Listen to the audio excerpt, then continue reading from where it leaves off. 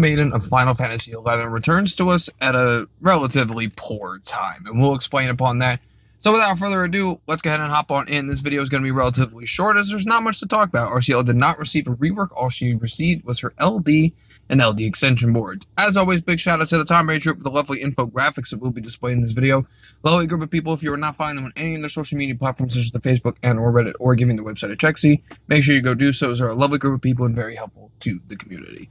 So, Arciela's big thing is that she's always been a jack of all trades style support character, where she does a decent amount of everything and does certain things well. She's very good at controlling the bosses with HP silences, cleansing off buffs off the enemy, as well as getting supporting the team with some pretty unprecedented auras that she has right now, considering a bug.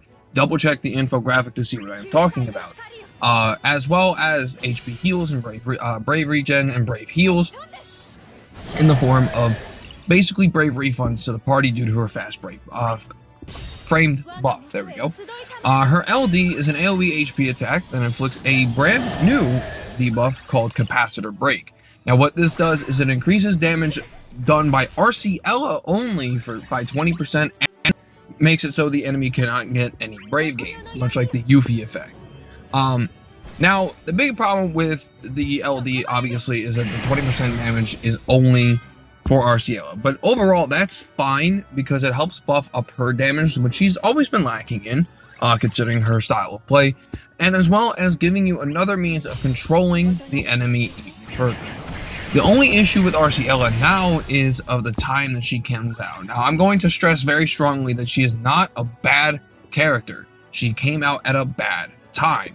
We got Onion Knight, we got Paladin Cecil, we got Case, we have Theodore, all these amazing characters. Look at next month. Next month is going to be stacked as well.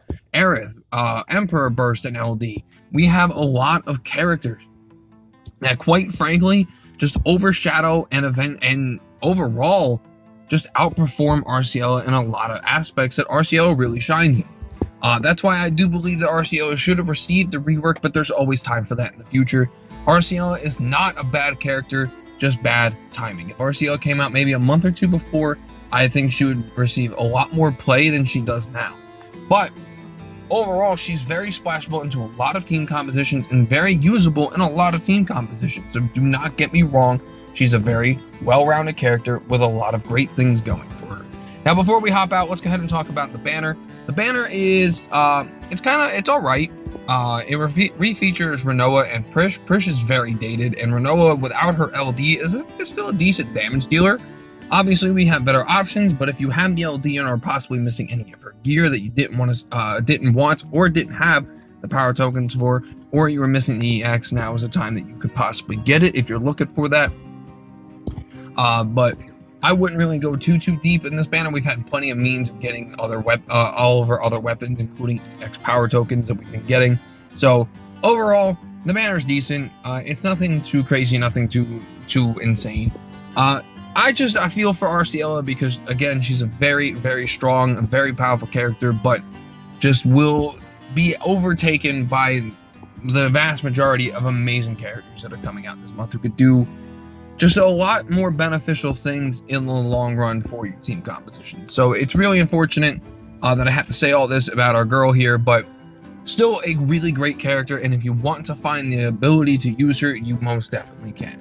And that'll wrap it up for me on this one, guys. Thank you guys so much for watching. If you like what you hear, like what you see, like what I do here on the channel, anything that you see, please be sure to leave a like and hit the subscribe button. It would help me out getting a small community that we got going to reach 500 subscribers, which is our next milestone that I have something pretty big planned for. But thank you guys so much for watching, and I will see you next time.